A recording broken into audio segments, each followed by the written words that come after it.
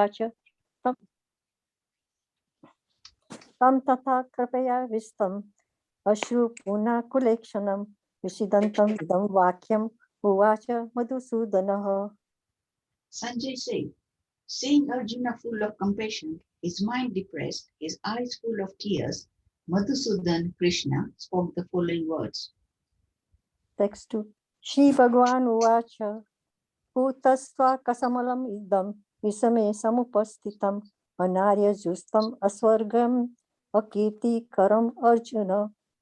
The Supreme Personality of Godhead said, my dear Arjuna, how have these impurities come upon you? They are not at all befitting a man who knows the value of life. They lead not to higher planets, but to infamy. Text 3.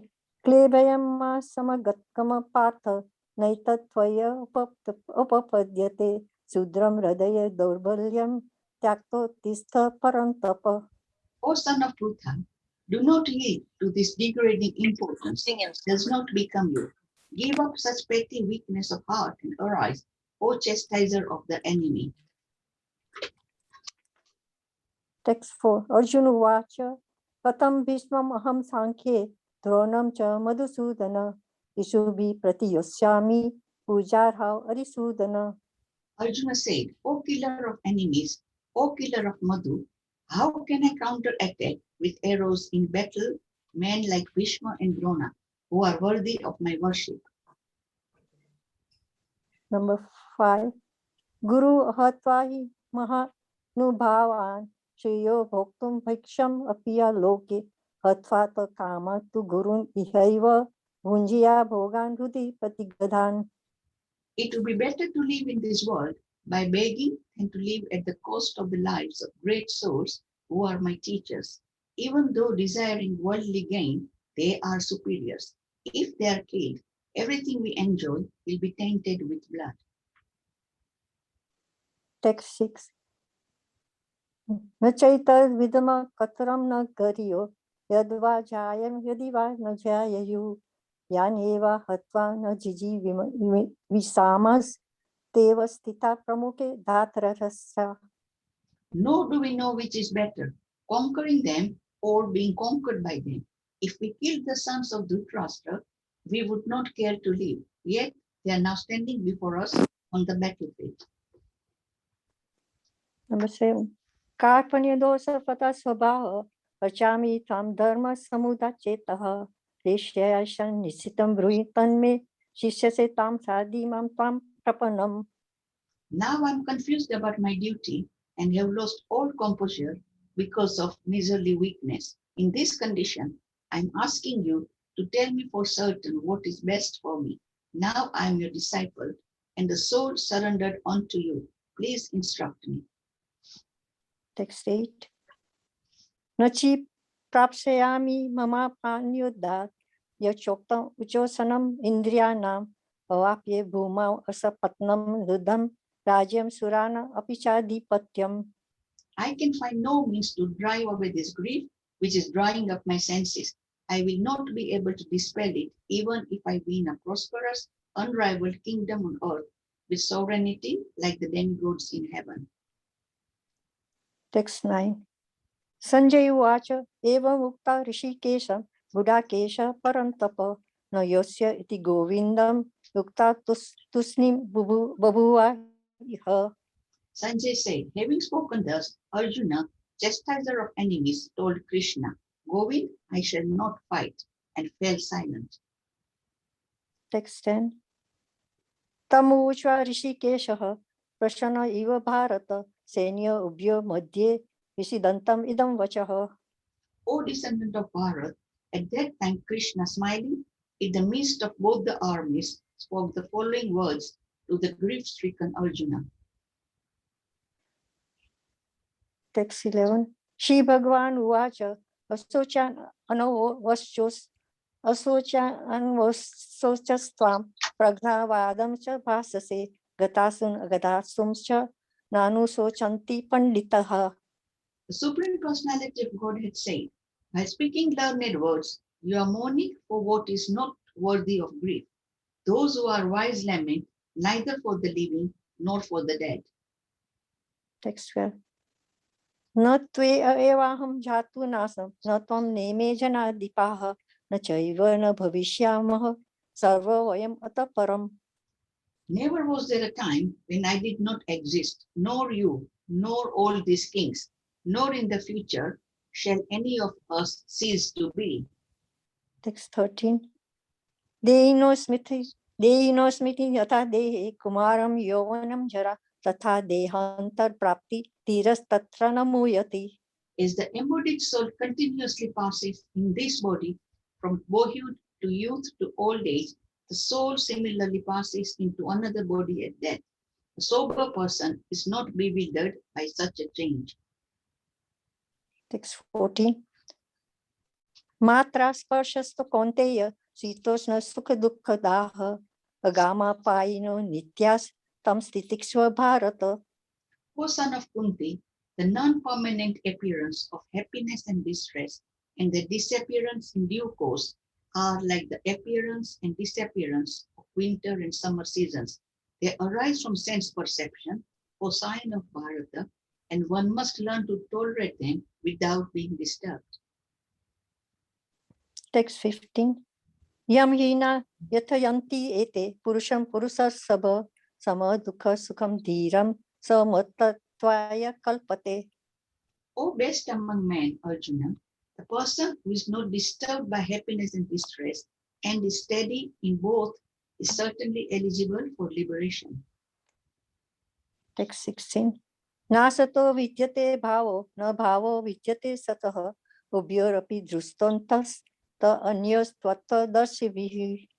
Those who are the seers of the truth have concluded that of the non-existent, the material body, there is no endurance, and the eternal, the soul, there is no change. This they have concluded by studying the nature of both.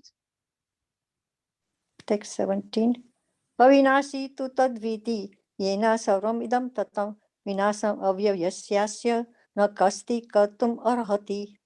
That which pervades the entire body, you should know to be indestructible. No one is able to destroy that imperishable soul. Text 18. Antavata ime deha nitya yoktapthariranaha anasino prameyasya tasma yudyasya bharata. The material body of the indestructible, immeasurable, and eternal living entity is surely to come to an end. Therefore fight, O descendant of Bharata. Text 19. Yenam veti hantaram yashainam manyate hatam ubo to na vijanito nayam hanti na hanyate. Neither he who thinks living entity the slayer, nor he who thinks it slain is in knowledge. Or the self slays not, nor is slain. Text 20. न जायते म्रियते वा कदाचित् नायं भूत्वा भविता वा न भूयः अजो नित्य शाश्वतोऽयं पुराणो न हन्यते हन्यमाने शरीरे. For the soul there is neither birth nor death at any time. He has not come into being, does not come into being, and will not come into being. He is unborn, eternal, ever existing, and primeval. He is not slain when the body is slain. Text 21. Veda vinasinam nityam ye enam ajam avyayam katham sa purusha partha kam ghatyati hantikaram. Hantikam. O Parth, how can a person who knows that the soul is indestructible, eternal, unborn, and immutable kill anyone or cause anyone to kill?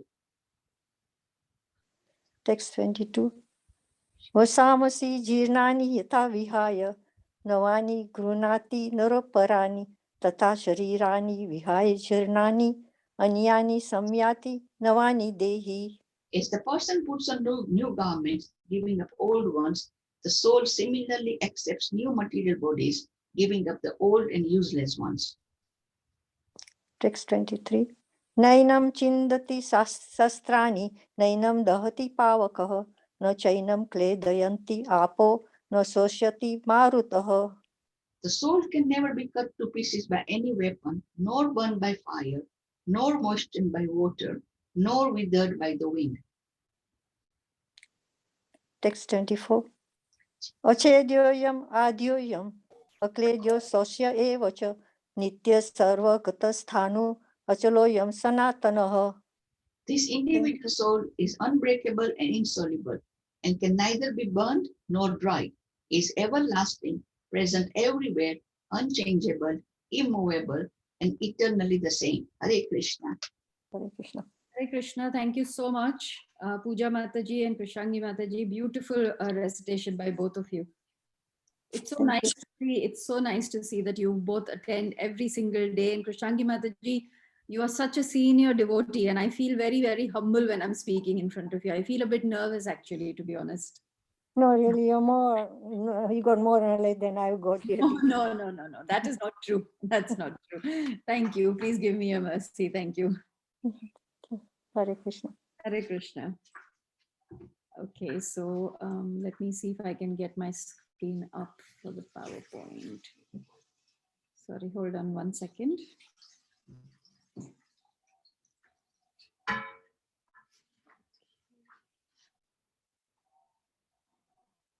Share screen.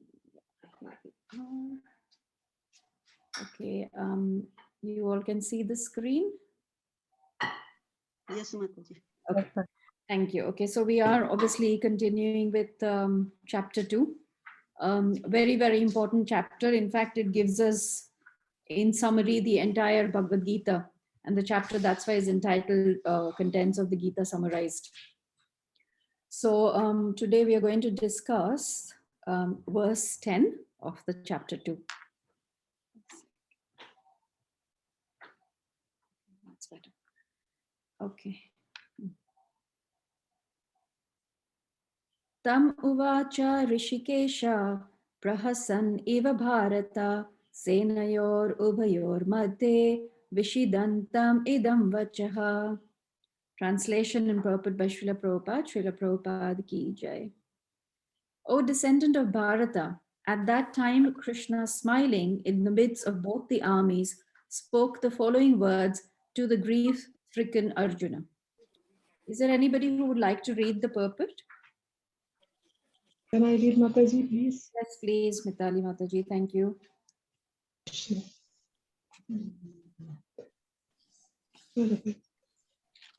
Oh, sorry, I have gone somewhere. Oh. Sorry, Mataji, I can't just get into it. Can somebody read? Because I can't, I'm having some problem. Sorry, Okay, Mataji. that's fine. You want to read? Anybody else wants to read? Can I read? Can Yes. I read, Mataji? I'm getting so many voices. I don't know who's speaking. So Can I- Oh, sorry, you go ahead. Mano Mohini Mataji Gopidasi, is that the voice? Is that? Yes. Shall I? Yes, read, please. Thank you. Purport by Srila Prabhupada ki jai. The talk was going on between intimate friends, namely the Rishikesha and the Gudakesha. As friends, both of them were on the same level, but one of them voluntarily became a student of the other. Krishna was smiling because a friend had chosen on become a disciple. As the Lord of all, he is always in the superior position as the master of the everyone. And yet the Lord agrees to be a friend, a son, or a lover for a devotee who wants him in such a role. But when he was accepted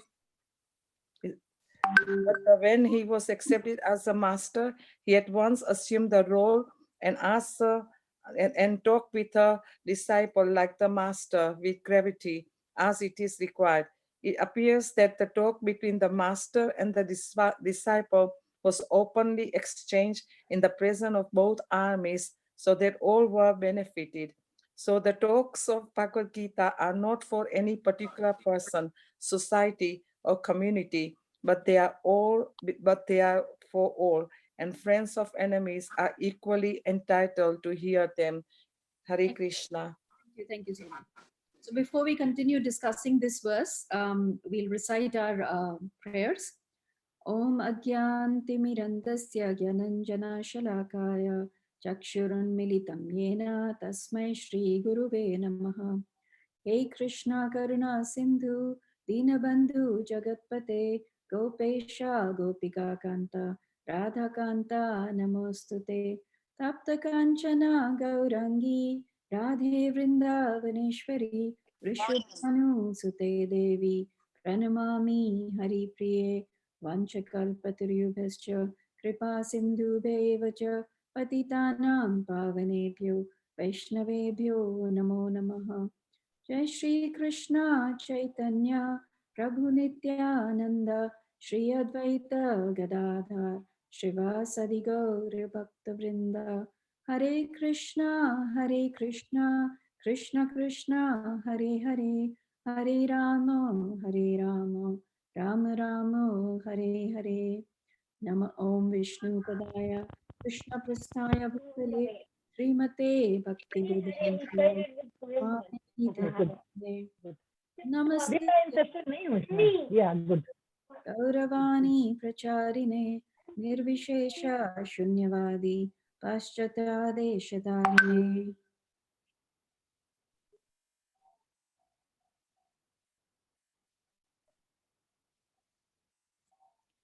Okay, before we start, can I please request everybody if they can just mute themselves, because otherwise there is a lot of disturbance for all of us. So it's a humble request if you can please mute yourselves. I think when you join at that time, it's unmuted. So I understand that. So thank you very much. Right, so we are going to discuss this now. This is a very, very crucial point over here where we have reached the crucial section of the Bhagavad Gita. We've seen in the previous verses that Arjuna he's in much distress, and he does not want to fight. He gives various reasons why he does not want to fight. And then, of course, eventually he surrenders to Krishna. So verse 2.7, we've seen he surrenders to Krishna, and then he says that he will not fight. So here, from the previous verse, that is verse 9, Sanjay is speaking to Dhritarashtra.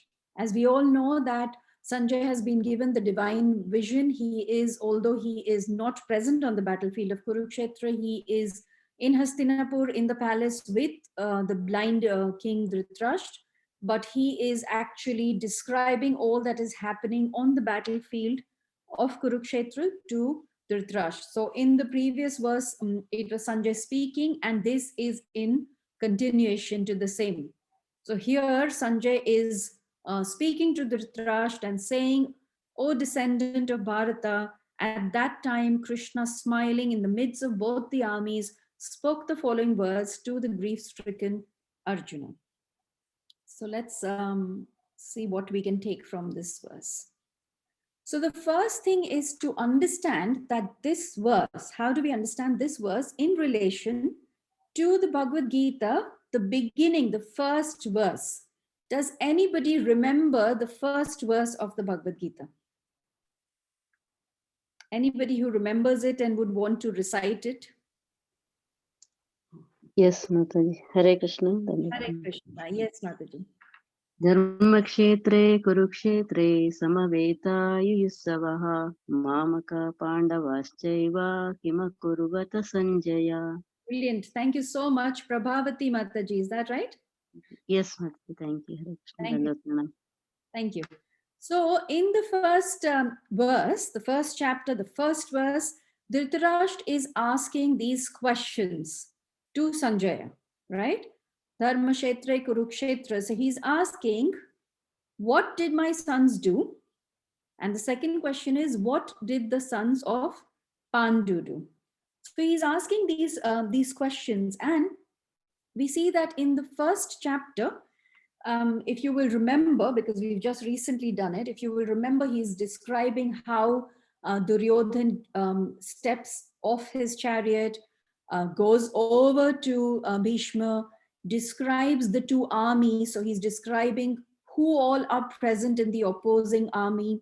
You know, he takes the names of all the warriors. He says how nicely the soldiers have been arranged. So he's describing this. Now here, interesting is Dhritarashtra asked the question, what did my sons do? He did not say, what did Duryodhan do? Right? But Sanjay is describing Duryodhan. He's not describing the other 100 Kauravas, right? Because obviously, he's taking the leader of the Kauravas, which is Duryodhan. So, in the Bhagavad Gita, Krishna says that as the leaders do, the common man follows. So obviously, when he's describing what Duryodhan is doing, it means that all your 100 sons are part of of Duryodhan's actions, right? So now Sanjay is answering the second question, because Dhritarashtra also asked, what did the sons of Pandu do? Now again, interesting here is that Sanjay is not talking about all the 5 brothers. He's not talking about Bhim, Yudhishthir, or, he's not talking about them. Does anybody have an idea why that is the case? Why is he talking about Arjuna? Any ideas? Because Arjuna was his favorite, Bhima's favorite, Bhishma's favorite, and Drona's favorite. Yes, that's right, Jayashree Mataji. That is actually correct in a roundabout way. Yes, Arjuna is the most important of the Pandavas. And Krishna himself declares it. If you know, when he talks in the 10th chapter, Opulence of the Absolute, Krishna says this. He says, of the descendants of Vrishni, I am Vasudev. And of the Pandavas, I am Arjuna. So Krishna himself is declaring that he is Arjuna. So that is why Sanjay is describing now the activities of Arjuna. He's going to describe. So the other thing is, Krishna, he's describing Arjuna, yes. Tamovacha, Rishikesha, Prahasan Eva Bharata. Why is he talking about Krishna then? Right? So the point here is that you cannot speak about a devotee without speaking about the Lord, because the Lord and the devotee cannot be separated. For example, when you talk about sugar, you know the inherent quality of sugar is that it is sweet. The sweetness cannot be separated from sugar. If that is separated, it is no longer sugar. So same way, Krishna and his devotees cannot be separated. That's why we read about Krishna Leela in the Bhagavatam. It's always in relation to the various devotees, the gopis, the gopas, Nanda Maharaj, Yashoda Mai, all of them. And although Dhritarashtra did not ask about God, a pure devotee of the Lord will always talk about God, because they know that a conditioned soul in this material world will not ask questions about God, because we are conditioned. We don't want to know about God. We don't want to think about God. What we are thinking about is just our condition in this material world and how to get rid of the problems of the material world. So knowing that, a pure devotee always tries to enlighten a conditioned soul in whichever way possible. And here, very interestingly, I will tell you 2 stories about Srila Prabhupada, how he did this. So as we all know, in the beginning days, a lot of different kinds of people used to come to meet Srila Prabhupada. So one day, a gentleman came to meet Srila Prabhupada, and he said to him that, your Gita, you constantly are talking about Krishna. You're constantly talking about Krishna and Krishna Bhakti and Krishna so-and-so. You look at this chapter, in the 2nd chapter, it says this, in the, the 10th chapter, it says, the 13th chapter is about modes of material nature, but you still bring Krishna and Krishna Bhakti in the picture. You're constantly talking about Krishna. And what Prabhupada was doing was, okay, where else? What else? What else do you think? And this gentleman constantly kept, complaining that, you've done this, in this chapter, you're talking about this, and you're talking about Krishna, and, it's totally unrelated. Now, if you've read and heard, whenever visitors would come to see Srila Prabhupada, all the disciples would also sit there, because it was always interesting to hear the conversations, because Prabhupada would be Prabhupada was a pure devotee, so he was preaching 24/7, either with his words, his actions, or his example. So he was always preaching. So after the gentleman has left, the devotees asked Srila Prabhupada, why is it that you did not, say anything to him? You did not talk about Krishna consciousness. You did not explain anything why you have put Krishna and, whatever. And Prabhupada said, did you notice how many times he took the name of Krishna? And he said that just by taking the name of Krishna, he is in a much better position than what he was. So you see, time, place, and circumstance, that situation was not right to explain to somebody who's come already with a complaining mind. But the pure devotee still managed to get the person to take the holy name of the Lord. And there is another story about Prabhupada. So once a racing driver, car rally driver came to see Prabhupada. And then Prabhupada, very enthusiastically started talking to him and asking him, what kinds of cars do you drive? What speeds does it go to? Which are the areas, which are the places that you drive in? And, all these different kinds of questions. And this gentleman was so happy and excited that Prabhupada is taking so much interest in my profession, in what I do. He was very happy to share everything. And then after some time, Prabhupada asked him that, because you drive so fast, there must be a lot of deaths also in this sport. And the gentleman said, yes. And then Prabhupada asked him, what are your thoughts about death? And this race car driver, he said, I haven't really given much thought to it. And bang, that's in where Prabhupada came in. He says, okay, let me tell you about death. You see? And so then Prabhupada started preaching. So a pure devotee is always looking of ways of how he can bring God into the picture, no matter what the conversation is, no matter what the situation is, but try to bring Krishna into the picture always. So Sanjay here was doing the exact same thing. Although Dhritarashtra was only interested in knowing what my sons and what the Pandavas are doing, Sanjay brought Krishna into the picture in relation to Arjuna. Okay. Right. Then the next.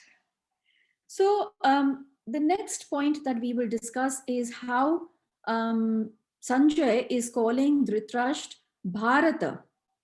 And Prabhupada has written that Bharata is descendant of Bharat. So as we know that even Arjuna has been addressed as Bharata many times in the Bhagavad Gita. In fact, all the Pandavas are addressed as Bharata because they are descendants of Bharat. So that is why he's being addressed as Bharata. But here, there are other very, very important reasons. And Sanjay, again, being a devotee of the Lord, devotees of the Lord are very smart. So after much contemplation, he has decided to address Dhritarashtra as Bharata. And we will see why he is doing that. So we've all heard the story of Bharat Maharaj. Srimad Bhagavatam, the 5th canto, talks about the sons of Rishabdev, and the oldest son was Bharat Maharaj, after whom the entire kingdom of Bharat is named. And in our sessions in Chad, we have spoken about the story of Bharat Maharaj. So what Sanjay is trying to do here is, by calling Dhritarashtra Bharat, he is reminding Bharat of this Bharat Maharaj, who had all the riches. He was the king of the entire land, but he was so not attached that he gave up everything, as we can see in the picture, to live in the forest, live a life of total renunciation, always chanting the names of the Lord. So in a way, Sanjay is trying to evoke these kinds of emotions in Dhritarashtra, that you are so attached. So he's, in that way, he's trying to kind of bring out these emotions if possible. So that's one reason. Then there is another Bharat Maharaj. And this Bharat Maharaj is from the Chandravansha. And if we all know, I think we all know the story, that he is the son of Raja Dushyanta. Raja Dushyanta, who was married to Shakuntala. So this Bharat is the son of King Dushyanta. And it is said that he was such a brave and courageous young boy. Even as a child, he would play with the wild animals like lions and that, as you can see in the picture. But again, he was a complete renunciate. He was also able to renounce all his riches and his entire kingdom. He was not attached. And then the third example that we have is of Sri Ram's brother, Bharat.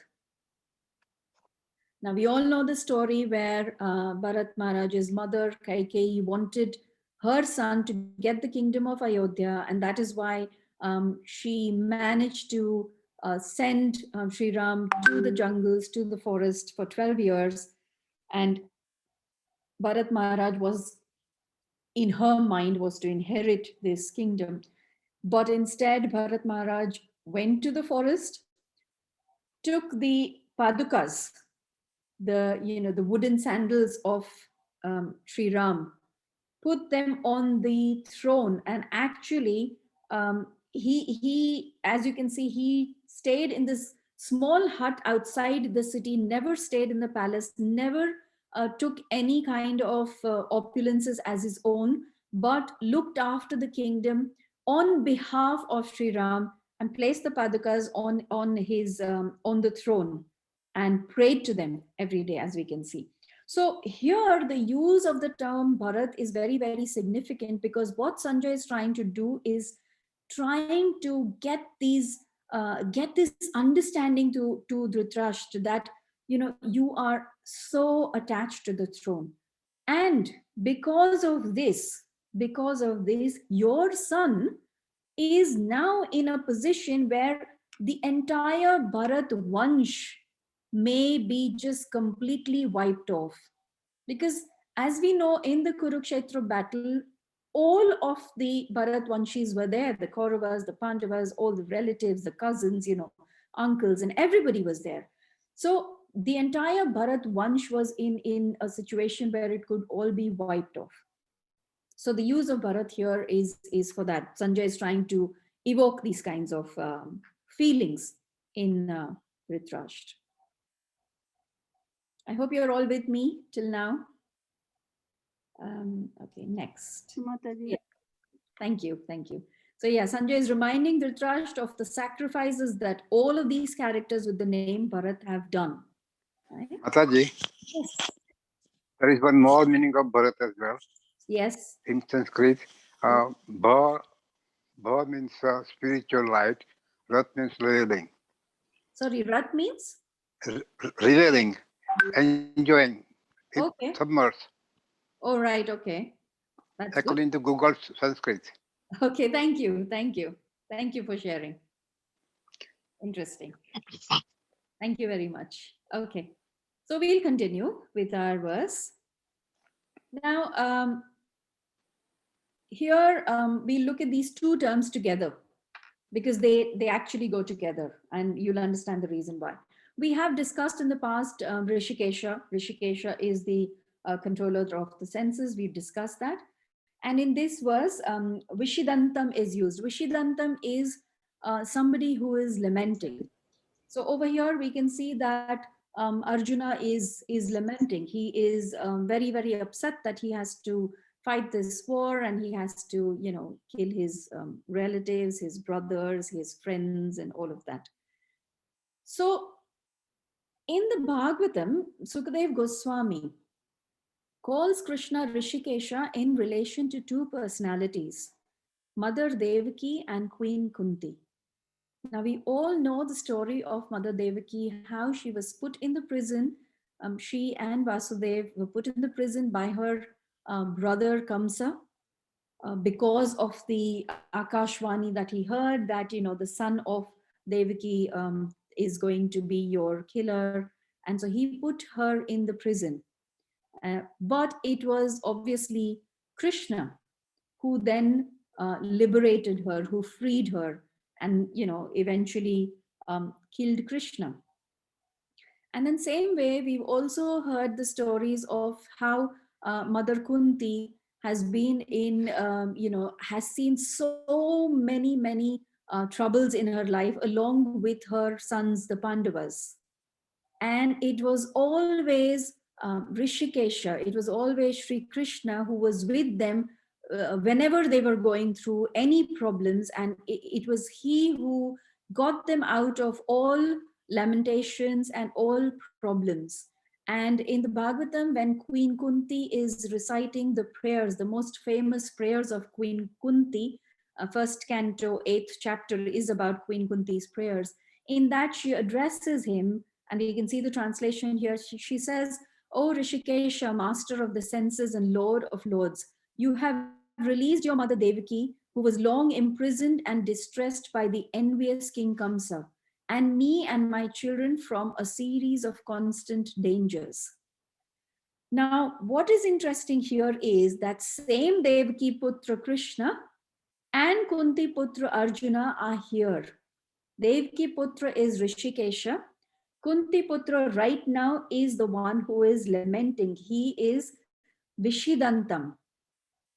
So why will Rishikesha, who has relieved Mother Devaki and Queen Kunti of all their lamentations and distresses, will not relieve Arjuna? So if you get the meaning here of these two terms, it is that because Sanjay is saying all this to Dhritarashtra, he is in a way telling Dhritarashtra, don't be happy. Don't think that Arjuna has put down his Gandiva, he's put down his bow. So there is going to be no war, and he is going to forgive the Kauravas, and everything will be fine, and your sons will come back as the kings. That is not going to happen, because now Rishikesha is going to start speaking. Once he starts speaking, he will free Arjuna of all his lamentations, and Arjuna will again pick up the bow and arrow and fight. So that's the reason why these terms are used here in that significance. And then we see that Sanjay is saying this. So the verse starts, Tam uvacha Rishikesha, and then it ends, Vishidantam idam vacha. So he's saying it twice. He's saying, uvacha. So Krishna is going to speak. He's going to say the following words, idam vacha. He's going to say the following words. What Sanjay is trying to do is, by repeating all these things, is that what I am saying are not my words.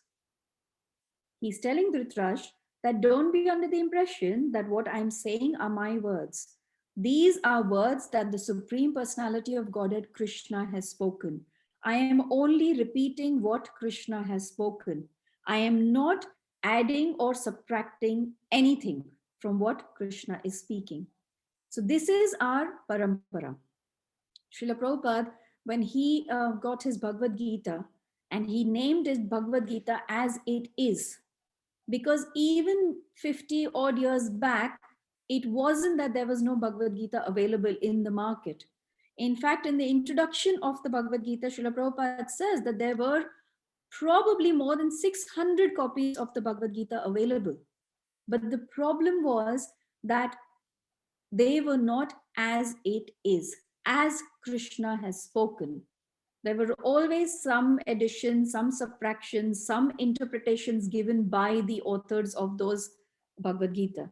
So, but here, it's, Sanjay is also repeating and establishing the fact that what I am saying to you is what Krishna is saying to Arjuna. I am not adding, subtracting, or giving any kind of interpretation. So it is idam vacha, the way Krishna is speaking. In fact, Srila Prabhupada has, in Srila Prabhupada's Bhagavad Gita, when we read the purports, that makes it so much more clear for us, and it's so much more easier for us to understand. he's giving us more nectar, because just by reading the verses, and I speak for myself, I'm sure, there must be Sanskrit scholars on the forum, but I speak for myself. The first time that I read the Bhagavad Gita, I could not understand anything. I read it, but it just kind of just went all over, because I couldn't make sense of it. It was only after reading the purports, learning it in the association of devotees, that I could make some sense. I still don't understand all of it, but I could make some sense of it. So yes, Srila Prabhupada has, what Prabhupada has done is we can use the analogy here that, so, when we go to watch a suspense movie, right? I'm not sure how many of you like suspense movies. I used to like them earlier. Not too scary, because then I would be too scared, but just a little bit. So when we go to watch suspense movies, we're always on the edge of our seat thinking, what's going to happen next? What's going to happen next? And invariably, you always have a friend or a relative who has seen it before you. And they keep trying to tell you, you know what? Now this is going to happen. Now that window is going to break and somebody is going to come out of that window. So there's somebody who's constantly trying to tell you what's going to happen, right? If you take that analogy and think about Srila Prabhupada has watched this entire suspense movie. He knows everything. He knows the end. He knows everything, what is going to happen. And that is why through all of his purports, he keeps guiding us. He keeps talking about devotion. He keeps talking about devotional service. He keeps talking about taking shelter of the holy name, because he has seen everything. You see, when a friend or a relative has watched the movie, he knows what's going to happen in the end. So he's not scared. And he's trying to tell you, don't worry, it's fine. Whatever is going to come out of that window is not dangerous, will not harm you. Same way here, Prabhupada is telling us through his purports, he's telling us what we should be doing. He's asking us, he's guiding us, take shelter. And that is why in all the chapters of the Bhagavad Gita, like how Krishna is guiding Arjuna towards bhakti, although he's explaining various other ladders of this yoga, how to approach, but the goal is bhakti. And Prabhupada is also doing exactly that, if we apply it to our lives and if we understand it like that. Right. And then the final word. I thought I should look for a really beautiful picture of Krishna smiling. So here it says, Sanjay says, Prahasan eva Bharata. So Krishna is smiling like that. Now, one would think, why is Sanjay describing Krishna smiling? In the material world, do we care if, let's say, Mr. Suresh has smiled in the morning today? And why has he smiled? Give me 10 reasons of why Mr. Suresh has smiled. Yeah. One of the reasons is somebody tickled him, and the other reason is whatever else. So do we care? We don't care at all. But anything that Krishna does, even if Krishna does normal things, they become extraordinary. For example, in the Srimad Bhagavatam, there is, Krishna Leela, and it is described that when Krishna used to go to the gopis' houses to steal butter, and if he would not find butter, he would pass urine in their house, and then the gopis would come complaining to Mother Yashoda, we had just now cleaned the entire house. And Vedic times, in fact, till very, very few years back in villages, and I guess it still happens, that you would use cow dung to, you put cow dung on the floor of your house, and the gopis are complaining that we've just done all of that. And here Krishna is, he comes and he's passing urine, and, now in one of the lectures, His Holiness Radhanath Maharaj, we were in a yatra, and he was talking about these, Krishna Leela, and he was saying that even after 5,000 years, here we are sitting and discussing about this pastime of Krishna, how he is passing urine. Is that something that in the material world anybody talks about? So you see, it's anything that Krishna does, you speak about. Now here, of course, there's a much bigger reason, So there are 10 reasons why Krishna is smiling here. Do you all want to hear all the 10 reasons why Krishna is smiling? Yes, please. Yes. Mataji. Yes, Yes. please. Yes. Mataji. Yes, Mataji. Okay, that's nice. Thank you. So here, Krishna is smiling. The first reason is that he knows that there is a live telecast that is going on, right? Sanjay is telling Dhritarashtra everything. So it's almost like Krishna looks at the camera that Sanjay is holding, and smiles at Sanjay, so that he can relate to Dhritarashtra that, Krishna is smiling here. So don't worry, things are still in control. Still in Krishna's hands. That is one of the reasons. The second reason is that in the previous chapter and the verses, we've seen that Arjuna is, giving all kinds of reasons why he should not fight. He is talking about, Dharma Shastra and Artha Shastra and Veda Shastras and giving all the reasons. Now, Krishna is smiling, you're thinking, hang on, Vedeshcha sarvair aham eva veda. I am the one who has given you all these scriptures, and you are trying to tell me what is right and what is wrong. So he's smiling because of that. Then the third reason is, in just 3 verses back, 2.7, Arjuna says, Karpanna dosho pahata svabhava prichhami tvam dharma sammoda cheta. So he's taking shelter of Krishna. He's saying, okay, Shishyasteham sadimam tvam prapannam. I am now your student, your disciple. Please guide me. And then immediately he says, but I'm not going to fight. So Krishna is thinking, what kind of shelter and surrender this is. So he's smiling because of that. And at the same time, he's also thinking, because obviously Krishna knows the past, present, and future, and he knows that at the end, after I've spoken the Bhagavad Gita, next Friday, Thursday. In the 18th chapter, we've all read this verse, 1873, where Arjuna says that now I have understood everything, Krishna, and I will do as you ask me to do. So Krishna is aware that eventually Arjuna will surrender. So he's smiling because of that also. And the next point is that he knows that all the Kauravas have gathered here, and he knows that he is going to deliver them. He is going to liberate them. He has tried to avoid the war in the past by all means. He's tried everything, but it has come to this now. So he knows he's going to liberate all of them. So he's smiling because that is what he wanted to do. The other point is that when you see Krishna smiling, all lamentation is lost. So in the beginning of the Kurukshetra battle, he promises that he is not going to use a weapon, but he actually told a lie, because he is using the weapon of his smile to kill all the anarthas, all the unwanted things that are sitting in the hearts of all of the soldiers gathered there, of everybody that is gathered there. Because when you see Krishna smiling, all anarthas, all lamentation is lost. Okay. Then the next point, and this point, please hear very carefully and understand it.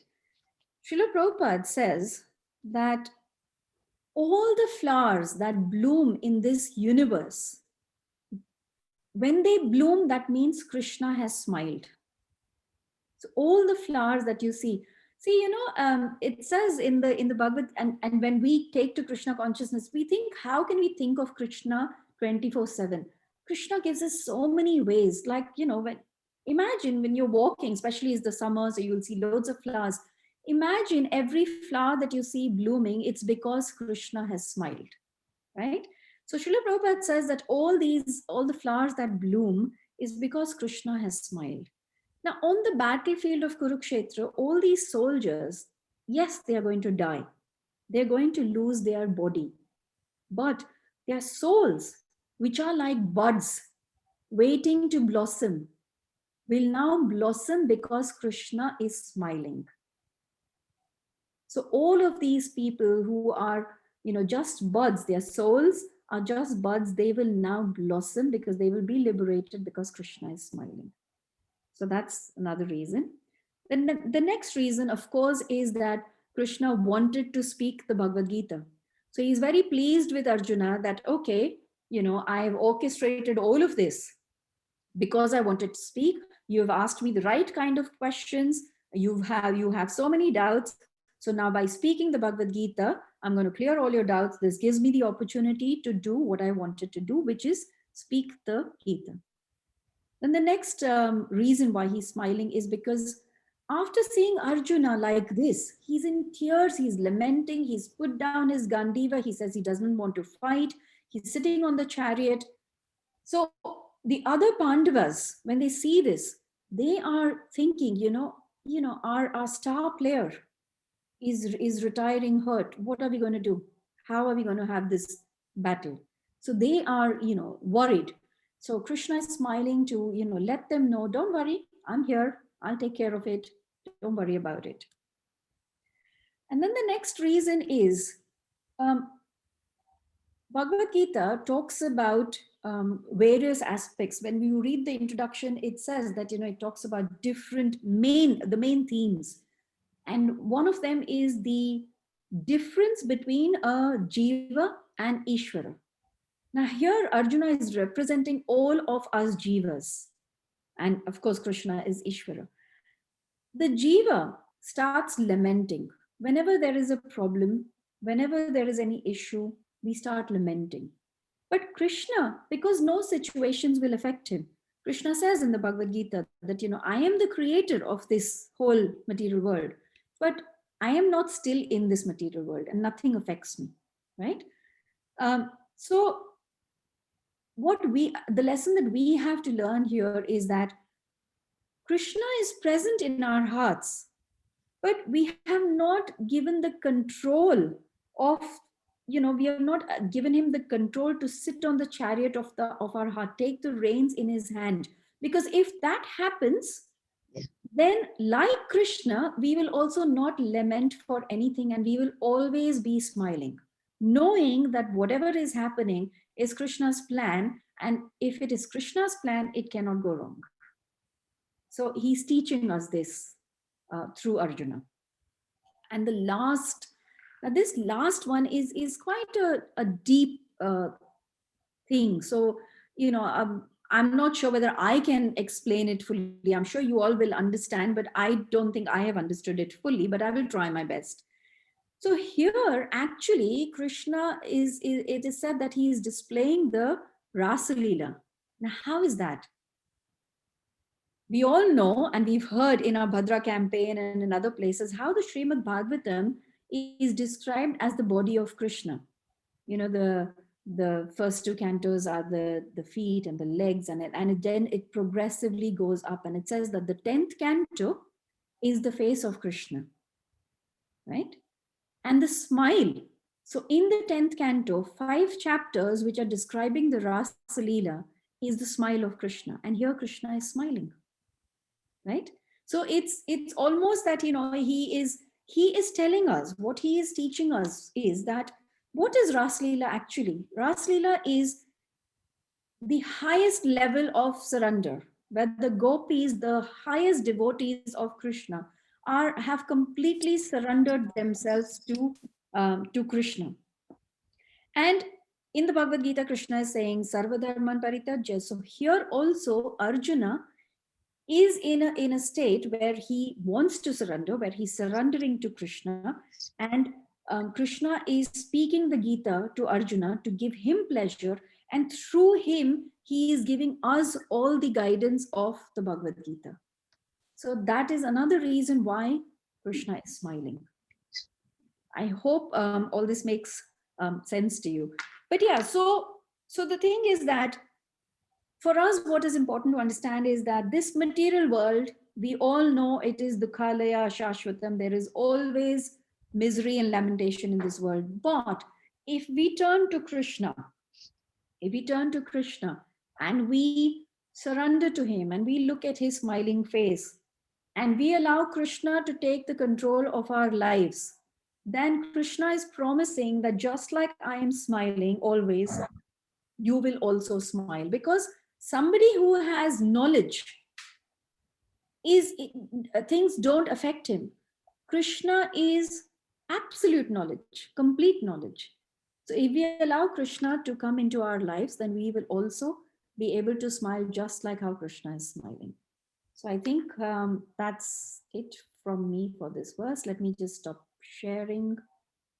Hold on 1 second.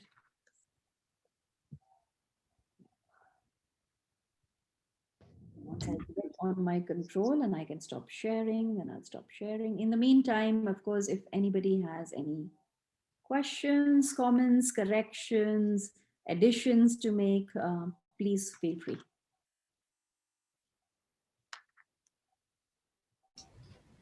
Hare Krishna, Mataji. Yes, Puja Mataji. Yes, I didn't understand one thing in the purport, that it says that it was spoken for the benefit of everybody in the middle of the army. Yes. But I thought that everything time seemed frozen at that time, so that only Arjuna could hear what Krishna was saying. That is very, very true what you're saying. So the talks of Bhagavad Gita not to remove. But it says that, okay, where one see, it says that it appears that opening up a board so that all were benefited. Yeah, no, you're right. That's a very important point. And I am not sure, Puja Mataji, that I have looked into that point. So I'm not sure I'm in a position to answer that. If there's anybody who could answer, if not, then I will try to look into it and come back, because I don't want to say something that I'm not clear on. But you're very right, because as far as I understand also, it was all frozen and the conversation was between Arjuna and Krishna. Now it is benefiting us now, that's different. Prabhupada has written that, yes, they are for all and we are hearing them. But he also says that, both the armies, so that all were benefited. What does he mean by all were benefited? I'm not sure. I will have to come back on this, Puja Mataji. Okay, that's fine. Hare Krishna. Thank you. Any other Hare Krishna, Madhu Kumari. Yes, it was really wonderful. You always speak so nicely. My understanding of that sentence is just as Srila Prabhupada is putting into the purport. What I understand, I may be completely wrong, because Krishna is speaking, there's a transcendental vibration is going on, and the exchange between Krishna and the pure devotee and Bhagavan.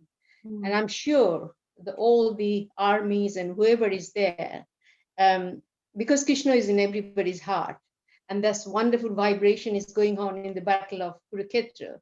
So that was one of the benefit, definitely, because it was stopped, it didn't start. And before the battle start, Krishna is, so that way it is beneficial for everybody, because the transcendental vibration into the battlefield. This is my little understanding.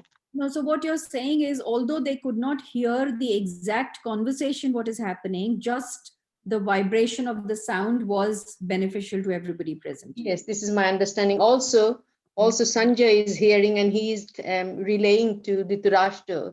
So that way everything is, because it's transcendental. So that way it is beneficial. Yeah. Okay. They couldn't hear, but Okay. That's my understanding. No, thank you very much. Yeah, that could be right. And yeah, it's interesting that I would like to go more into this and try and understand this. So I will try my best to do a bit more research into it. Thank you. And it's very nice that you explained about the smiling 10 points of smile. It was really, you really made a lot of research on it. So it's really nice to know. Actually, more you go into Srimad Bhagavatam, like we are in the seventh canto.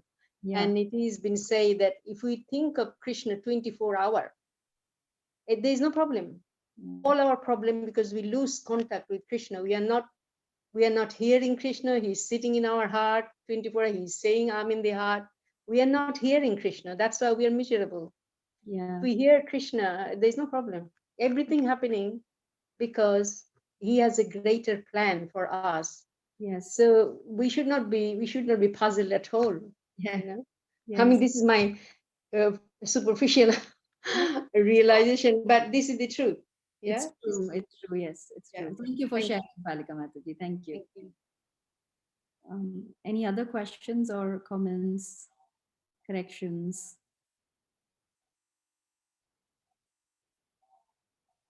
Oh, everybody seems to be very quiet today. Everybody's having a tired day. Hare Krishna Madhukumari Mataji. Yes, Krishnavani Mataji. Mataji, thank you for explaining Krishna's, wonderful smile. Thank with you. 10 points, but we could not see, the written ones. Did you make the list of it? No, I hadn't put it on the slide. Okay. We were looking for it. I said I couldn't see. No, I had not put all the points on the slide because it's very difficult to explain on the slides all these 10 points because then it is just written matter. So I didn't put anything on the slides. No, but that was wonderful research.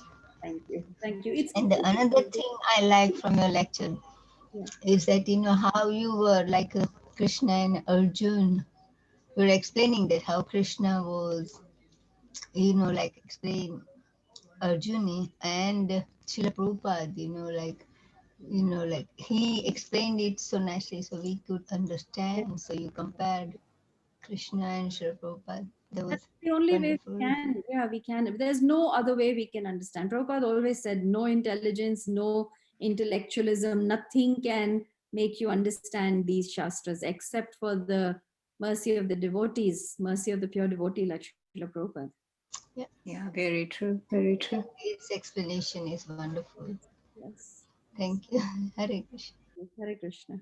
I think with our incomplete understanding, we find faults with situations. Suppose if we are in this one, we will complain, grumble, run away from them or responsible for our misery and something. But I think if you see that enlightened souls really informs us that the world created by God is the perfect in every way. Yes, true. And no matter how much we hear it, still, Bhagavati Mataji, any small problem comes and we start lamenting that, oh, what is happening? But if you see the pure devotees of the Lord, they are in all situations, isn't it? They smile, that's right. Both good and bad situation comes. It's for our divine purpose, you see. It's been there, meant to be. Yes. And they're all arranged for our spiritual, evolution or whatever you call it. Yes. So this is a really good verse to really remember. Very nice. And thank you very much for explaining it so nicely, Mataji. Perfect. Wonderful. Thank you. It's all the mercy of our speakers in history. We've got such wonderful speakers. So, just listening to their lectures and, reading the lectures, that's it really. It's not my understanding at all. No, but when you follow properly, your spiritual master and listening, I tell you, it comes automatically. Yeah. Very nice. Thank you. Thank you. Thank you so much. Hare Krishna. Hare Krishna. Okay, if there are no further questions, then we can end it. Sorry, was there anybody saying something? Hare Krishna Mataji. I don't know, from my side, I'm not tired. I'm just, it's so much, you can contemplate so much, you spoke so much, because it is really helping to go deeper. And also I really like the comment from Balika Mataji. She said, yeah, we are not hearing Krishna. It's very true. It applies to me 100%. Yes. And if you really hear Krishna, we won't lament. It's so much. Yeah. So true. It's so nice. It's very nicely elaborated. It's, my God, you are doing such a wonderful service, Mataji. You always go so deep. There's no questions because you don't keep any place for questions. No, it's not me. I'm only repeating, but yes, please bless me that I can continue to try and go deeper. I'm only just. I'm sure your Maharaj must be extremely happy with what you're doing, Mataji. So I'm a parrot. I'm just saying it, but I'm not applying anything to myself. So please pray for me and bless me that I can apply something. It somehow it only Krishna knows whether you apply or not. Okay, Mataji. Hare Krishna. Thank you, Mataji. Hare Krishna. Okay. There's some comments on the chat, and thank you very much, all of you, for such wonderful, encouraging words. I'm so glad that you join every day, and all of us, our only prayer should be that somehow we again remember our true self, which is that we are part and parcels of Krishna, and we bring Krishna in our lives. That should be our only prayer and our goal. And when we do it in the association of devotees, that has effect. So it's so wonderful that we all are trying to do this. All of us can only try and pray, and that's all. So it's so nice of all of you to come, and thank you for your encouraging words. And I pray that you come every day, listen to this transcendental, Gita verses, and change your lives, all of us. Thank you so much. Vanchakalpatarubhyascha kripa Thank you very much, Mataji. Hare Krishna. Thank you, Mataji. Thank you, dear devotee. Hare Krishna, Mataji. Hare Thank you. Krishna. Thank you, Mataji. Thank you, Mataji. Hare You were Krishna. wonderful. Very understanding. Thank you. Thank you, Hare Mataji. Krishna, everybody. Hare Krishna, Mataji. Thank you, Mataji. Bharat bhai. Hare Krishna. Thank you.